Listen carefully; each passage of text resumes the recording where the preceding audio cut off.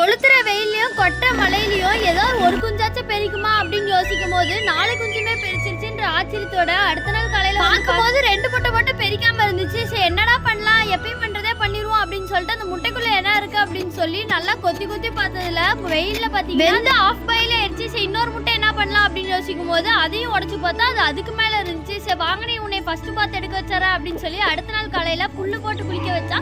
நல்லா ஜாலியா குடிச்சதுக்கு அப்புறம் அதுக்கு சாப்பாடு வச்சாச்சு. இந்த குட்டிங்கெல்லாம் உங்களுக்கு ரொம்ப பிடிச்சிருந்துச்சுன்னா ஒரே ஒரு லைக் போட்டுருங்க. அதோட கமெண்ட்ல ஒரு ரெட் ஹார்ட் போட்டுருங்க. பாய் மக்களே.